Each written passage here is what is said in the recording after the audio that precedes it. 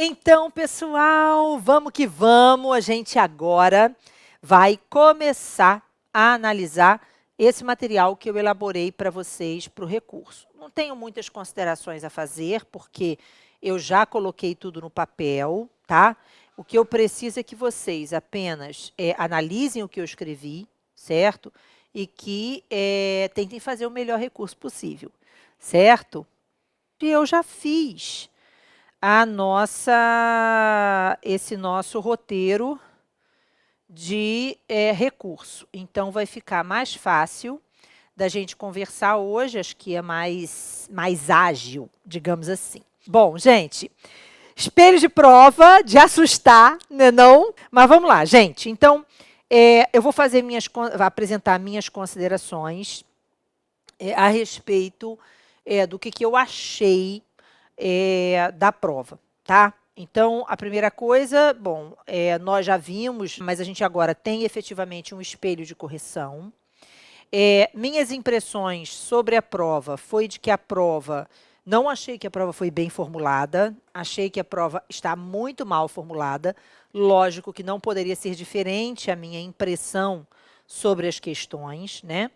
Em especial, as duas últimas questões, certo? A questão do talho, né, da prisão temporária, no caso do talho, mas essa eu ainda acho menos pior, vou ser sincera.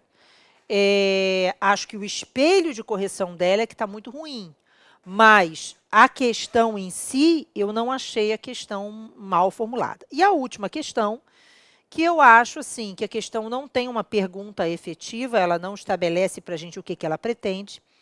E o que eu esperava de gabarito preliminar, na verdade, em relação a essa prova, é algo bem diferente daquilo que foi apresentado. Então, a minha impressão pessoal a respeito do gabarito preliminar divulgado é de que o gabarito não é aquele, tá? E por que eu acho isso? Porque eu acho que a nossa banca, ela não tem o hábito de fazer gabarito.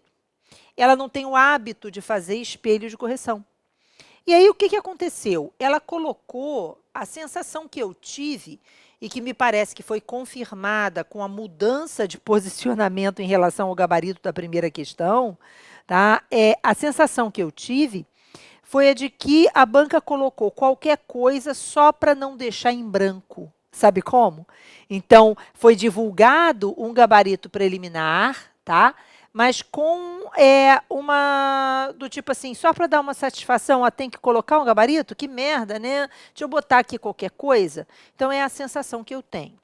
Minha impressão pessoal é de que o gabarito de verdade, ele só vai sair como a banca sempre fez, quer dizer, que nem tinha um gabarito, né? Mas assim, você só vai saber efetivamente o que a banca queria depois das correções, tá? Então, eu acho que é muito importante essa fase dos recursos agora, mas também vai ser importante a fase dos recursos lá na frente, depois da divulgação de resultados individuais. Então, eu acho que nós temos aí dois momentos de impugnação, né? Esse momento inicial em relação ao gabarito preliminar, que eu acho que é só uma satisfação, que aquilo de fato não é o gabarito, e eu acho que o gabarito ele vai se formar de fato depois dessas insurgências, depois dessas impugnações que vocês venham a fazer, né? Eu preparei, em relação a cada uma das questões, argumentos para mostrar que todas as questões têm impropriedades nas respostas, tá? Está disponível para você nesse material, mas eu queria lembrar a cada um de vocês que, na verdade, você não pode copiar o que eu fiz e também não pode copiar do colega. Então, é importante que os recursos sejam feitos de forma individual. Eu também não tenho um código, né, de acesso para entrar lá e saber quantas linhas, certo, de resposta vocês têm para o recurso. Eu espero que seja um número de linhas suficiente para apresentar a argumentação devida, né? Mas a gente não sabe, eu não sei, vocês depois podem até me passar, Ana, olha, tem tantas linhas e tal para recorrer, porque aí a gente pode pensar numa redução, o que é mais relevante ou menos relevante dentro daquilo que eu coloquei.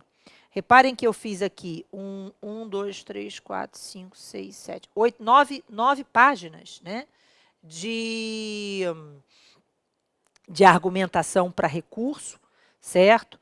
E logo na primeira página, são 8 páginas, na verdade, na primeira eu dou essa orientação, de que você não copie. Então, aquilo ali é apenas são argumentos que você pode utilizar na elaboração do seu recurso.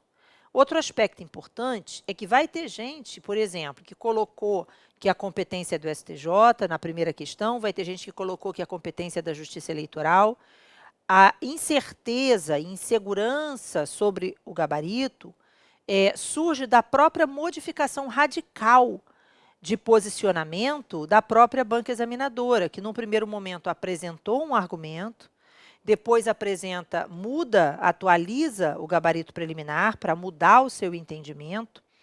E eu queria ressaltar com vocês, por exemplo, em relação a essa questão do governador, né, e do crime eleitoral praticado pelo governador, repare que não tem nenhuma lógica a segunda pergunta se você diz que a competência é do STJ. Reparem que desde o início a banca pretendia que você dissesse que a competência era da Justiça Eleitoral. E depois, por conta de argumentação de A ou de B, ela muda de posicionamento, né? Então, se realmente a competência fosse do STJ desde o início, veja, havendo crime eleitoral ou não havendo crime eleitoral, estando prescrito o crime eleitoral ou não estando prescrito o crime eleitoral, isso não faria nenhuma diferença. Então, a própria elaboração da questão, ela já denotava desde o início que a banca pretendia que a resposta fosse a Justiça Eleitoral, e ela depois muda de posição. E existem acórdãos para os dois lados, tá? Então, existem decisões dizendo que o STJ vai julgar o governador nos crimes eleitorais, porque, não sendo crime de responsabilidade, o STJ teria competência para o crime eleitoral, porque é um crime comum. E tem acórdão do próprio STJ dizendo que, embora o TSE entenda que a competência é do STJ, a posição mais moderna é de que é do STJ, eu não concordo, por exemplo, eu acho que a competência ratione matéria deve ser respeitada, existe decisão do STJ nesse sentido também. Então, eu fiz as apresentações de argumentação para recurso, tá? E, em relação à extinção da punibilidade, repare que a banca pergunta se tem divergência, se tem posicionamento divergente, e hoje a gente tem várias decisões do STJ, de novo, eu acho que a banca meio que dormiu lá atrás, sabe? A banca, ela apresenta essa pergunta sobre a eventual divergência jurisprudencial, e essa divergência jurisprudencial, ela é meio que antiga, mas lá na época de 2012, 2011, realmente havia um posicionamento bem contraditório entre o STF e o STJ. Para o STJ, uma vez declarada extinta a punibilidade, a extinção da punibilidade em relação ao crime eleitoral ou crime federal, né, na hipótese de conexão ou continência, ela, na verdade, se equipararia a uma sentença absolutória e, por isso, o tribunal continuaria competente para julgar os crimes conexos. Mas aplicando o artigo 81 do Código de Processo Penal. Mas o STJ, ele tinha um posicionamento diferente, no sentido de que o artigo 81 trata de absolvição ou de desclassificação, mas não fala de extinção da punibilidade. Então, na visão do STJ, o posicionamento que se adotava antes era de que, havendo extinção da punibilidade, cessa a visa atrativa e o processo tem que ser remetido ao órgão competente, né? Só que esse posicionamento do STJ, que você ainda vai encontrar vários acórdãos nesse sentido, geralmente decisões monocráticas, eu pesquisei isso para poder colocar as decisões aqui nesse material. Essa posição do STJ é uma posição que depende muito, gente, do momento procedimental em que essa extinção da punibilidade está sendo declarada. Eu vou dar um exemplo. Imagine que, na resposta à acusação, eu arguo a extinção da punibilidade do crime que exerceu a visa atrativa sobre os demais. Então, o grande exemplo seria esse. Imagine um crime federal de sonegação fiscal, e aí, na resposta à acusação, a defesa alega que houve parcelamento do débito fiscal. Ou, na resposta à acusação, a defesa alega que já pagou o tributo e que está extinta a punibilidade. Então, não tem por que o processo continuar na Justiça Federal, porque eu estou no início do procedimento. Agora, se a extinção da punibilidade acontece já próxima da sentença, também não tem lógica o processo sofrer declínio da competência e reiniciar todo ele no juízo que seria competente. Então, isso depende muito também. As decisões que você encontra são decisões que dependem da fase procedimental em que a gente se encontra, né? Então, esse é um ponto importante que a gente tem que levar em consideração, tá? Então, preciso que vocês tenham atenção a isso. De qualquer forma, eu coloquei o enunciado, coloquei o gabarito preliminar, né, como foi apresentado, e depois coloquei as considerações para o recurso, que eu vou reiterar, não podem ser copiadas. Servem de linha de raciocínio ou apresentar os argumentos que vocês têm que sustentar com as palavras de vocês. Beleza? Tá bom? Eu acho que a questão 1, tá? E aí vamos deixar isso muito claro. Vamos lá. Questão de número 1. Eles têm que aceitar as duas correntes. Até por conta da própria manifestação da banca no momento anterior. A banca errou, então, é isso? Né? Porque não foi um ajuste de gabarito, foi uma modificação integral do gabarito. O que significa que a banca o tempo todo pretendia que o caso fosse para a Justiça Eleitoral. Então, você tem dois posicionamentos, e aí você vai adotar no seu recurso aquele posicionamento que você utilizou. Se você disse que era Justiça Eleitoral, vai sustentar o argumento da Justiça Eleitoral. Se você disse que era STJ, você vai sustentar o posicionamento favorável ao STJ. Tá? Então, eu acho que a banca tem que sustentar que a banca tem que aceitar os dois posicionamentos. Tá? Na questão de número 2, há o item 2, natureza jurídica, e o item 3, que é o posicionamento do STF nas ações diretas de inconstitucionalidade, eu acho que ali não tem muito como você recorrer. Então, o posicionamento esposado lá no gabarito preliminar é compatível, só que eu fiz uma observação bastante assim, importante, eu acho que ali no início das minhas considerações. Se realmente o candidato tinha que escrever tudo isso aqui, como é que ficam as 20 linhas, né? Porque isso aqui não são 20 linhas. Então, 20 linhas seria só para discorrer sobre o posicionamento do Supremo acerca da prisão temporária. Para falar do resto, você vai precisar muito mais do que 20 linhas. Então, eu acho que o gabarito preliminar apresentado pela banca é incompatível com o espaço que foi fornecido para o candidato responder a questão. Então, acho que isso é um ponto que tem que ser atacado também, né? Eles não podem exigir tudo aquilo, já que não tem espaço para você dizer tudo aquilo, certo? E, além disso, né, eu acho que o item 2 e o item 3 não tem muito como recorrer, mas o item de número 1, que pergunta sobre a constitucionalidade da prisão temporária, esse a gente tem que bater muito fortemente. E por quê? Utilizando o argumento de que o examinador sustenta a inconstitucionalidade da prisão. E que, apesar do posicionamento do STF sobre ser constitucional, isso não muda a eventual crítica doutrinária em relação ao Instituto. Então, eu acho que tem que bater na tecla. Eu, inclusive, inseri dentro desses comentários de recurso, eu inseri a questão de 2006, tá? A questão do certame em 2006, que dizia o seguinte, e deu essa frase como verdadeira: o Instituto da Prisão Temporária, especialmente em razão de sua específica incidência na fase administrativa, deve ser compreendido como verdadeiro retrocesso às conquistas do cidadão sujeito de direitos. E aí apresentei também o que diz o Rangel a respeito da prisão temporária e sua inconstitucionalidade material. Então, eu acho que, novamente, eles têm que aceitar as duas posições. E de novo, eu vou reiterar, minha impressão pessoal é de que eles vão aceitar, desde que esteja bem fundamentado. Mas acho que a gente tem que recorrer sustentando isso. Olha só, desde que a questão esteja com adequada fundamentação, desde que a linha de raciocínio adotada pelo examinador demonstre conhecimento, a resposta tem que ser aceita. Não existe uma resposta, é essa e não aquela. As duas são correntes, sempre passíveis de sustentação, de argumentação, etc. Tá? Então, esse foi o argumento. Está bem explicadinho aí. Qualquer dúvida que vocês tenham, vocês podem entrar em contato comigo, tá, gente? E aí eu vou colocar aqui meu telefone, peraí, que aí fica mais fácil, né? De quem precisar.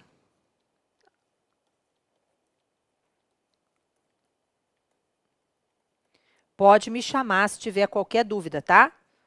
A respeito dos recursos. Mas, de qualquer forma, então, primeira coisa, né, é essa situação, vou voltar para a minha tela aqui. Então, essa questão de número 2. Agora, a questão do talho, né? A questão do talho, gente, eu acho que é a questão mais difícil para recorrer, tá? Embora eu ache que o melhor argumento de recurso, eu cheguei num primeiro momento a pensar assim, dá para a gente sustentar que terrorismo não estava no ponto sorteado. Só que prisão temporária, o crime de terrorismo está inserido dentro da prisão temporária. Então, eu não tenho como dizer que o ponto não foi sorteado, ou que não está no ponto sorteado, ou que não está dentro do conteúdo de processo penal. Eu realmente não tenho como argumentar isso. Então, eu acabei desistindo dessa argumentação, tá? Era uma argumentação que, num primeiro momento, eu pensei em fazer, mas eu achei que não cabia, tá? Mas eu acho que a sustentação de que a prisão é a última ratio, de que o enunciado não é claro sobre todos os elementos constitutivos do tipo do terrorismo, o enunciado é vago, ele não traz detalhes sobre a existência dos indícios, dos fundadas razões de autoria ou participação do indiciado, não traz detalhes sobre a tipificação da conduta, embora fale do dano massivo, não é necessariamente isso que vai levar ao terrorismo. Mencionei que o talho é um elemento químico que pode ser utilizado e pode, na verdade, surgir, inclusive, do zinco, certo? E, principalmente, eu acho que o grande argumento da questão do talho é sustentar que a busca e a apreensão era suficiente no caso concreto. Então, de que a prisão é a última ratio e de que as outras vias ordinárias ou excepcionais devem ser adotadas antes de se buscar a medida extrema. Então, de que a melhor alternativa seria realmente uma medida cautelar de busca e apreensão, de que ela seria suficiente no caso concreto. Então, eu acho que esse é o principal argumento a respeito da questão do talho, tá? E aí menciona a decisão do Supremo Tribunal Federal em relação a essa excepcionalidade, tá? E ainda coloco assim, esse é um ponto que eu acho que é importante. No finalzinho eu boto assim, além das considerações acima, deve ser ainda afastada a exigibilidade de indicação de ausência de atribuição da Polícia Civil, aquela história da Polícia Federal. Primeiro, porque em nenhum momento o enunciado indicou tratar-se de delegado de Polícia Civil, mencionando exclusivamente a operação policial comandada por delegado de polícia. Delegado federal é delegado de polícia, né? E agiu o delegado de polícia, não podendo a banca examinadora exigir que o candidato presuma ou crie fatos não constantes no enunciado, o que, inclusive, poderia ser considerado como identificação de prova.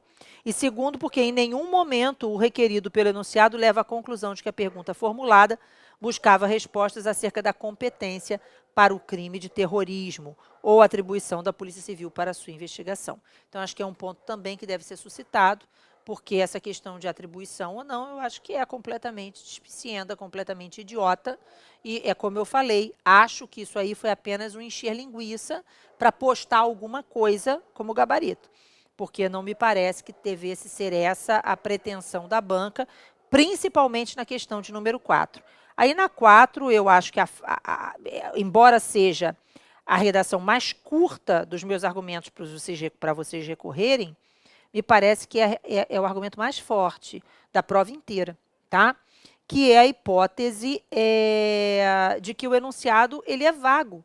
O enunciado não traz, em relação à questão de número 4, o que ele pretende. Ele fala em providências. Providências pode ser muita coisa, né? Então, diante da pergunta formulada, as respostas poderiam ser indicar a adequação penal e processual do flagrante, inclusive com a explanação sobre a espécie de flagrante, se é facultativo ou coercitivo, próprio, impróprio, presumido, forjado, esperado, preparado ou retardado, indicar sobre a possibilidade de captura e condução, indicar sobre as providências necessárias à formalização do flagrante e diligências correlatas, bem como respeito às garantias do investigado, né? Indicar sobre as providências necessárias à judicialização, etc. Então, a banca, ela deu uma questão que servia para qualquer coisa. E, no fim das contas, a banca preferiu apenas exigir do candidato que dissesse que, em se tratando de assalto ao Banco do Brasil, a competência da Justiça Estadual. Que isso? Né? A circunstância que, embora até pudesse ser mencionada pelos candidatos, é irrisória frente ao conteúdo possível de resposta. Então, a questão é vaga e ela precisa, obviamente, de um novo espelho de correção. Já viram que deu show aqui, né? Que coisa, né? Que escândalo. Espera. Vamos passar a tempestade. Deixar passar a tempestade. Então, beleza, gente. Qualquer dúvida que vocês tenham, pode me chamar. O telefone tá aqui, tá? É só me chamar. Me chamar no WhatsApp, porque aqui em casa não pega telefone, né? Mas qualquer dúvida, só me chamar. Mas eu acho que o que eu forneci aqui nos elementos do recurso é suficiente. Beleza? Um beijinho, gente. Beijo.